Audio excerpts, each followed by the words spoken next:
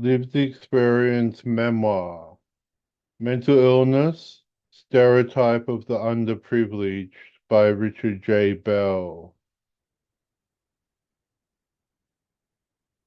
In the categorical eyes of the health system, people with mental illness have become subject to stereotypical labeling of society's filing cabinets. People with mental illness are seemingly categorized into underprivileged stamps and deemed as coming from poor socioeconomic statuses. But who are these people? Individuals of the population who are sick? Or does mental illness only target those who live underprivileged lifestyles?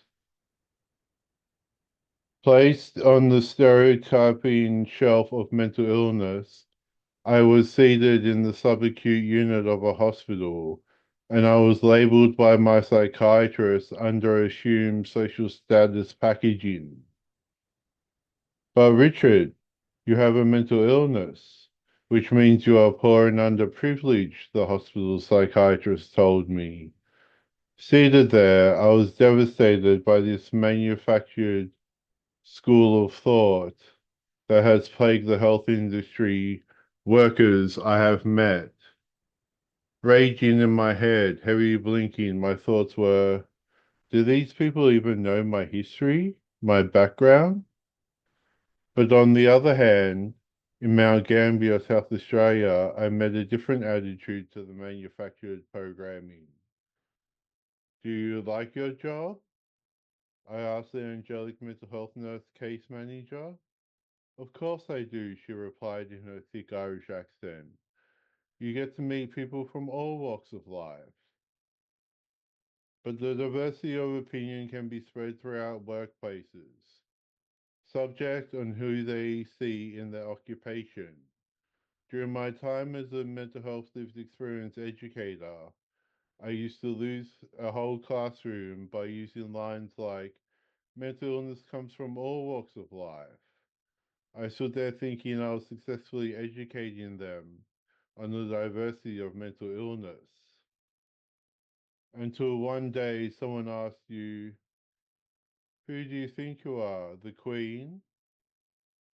Coming to a realization I didn't get through to them for a period of years, unaware of this conditional programming of popular thought amongst health services. I found an answer. My auntie was a politician, a High Commissioner of the Kingdom of Tonga in the United Kingdom, I replied in the name of mental health education. In one speech, the answer I got was, 1 in a million, are you rich? It made me realize the stereotype that people place on mental illness. More like, 1 in every 5, I replied. Stress-induced mental illness doesn't make distinction between poor, rich, lower socioeconomic statuses, or high socioeconomic backgrounds. It's like the slogan, mental illness doesn't discriminate, so why should you?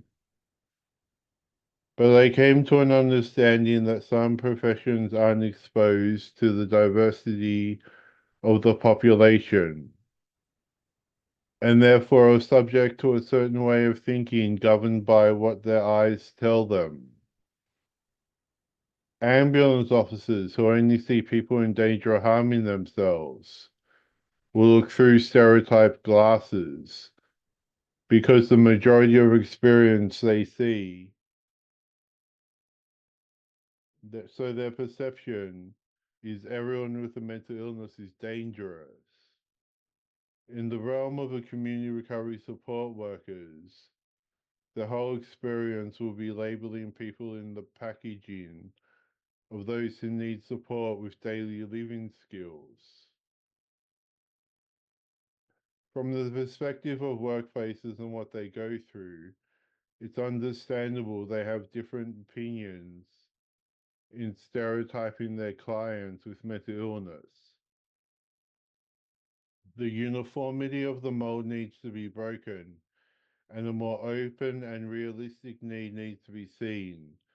that people with mental illness come from all walks of life.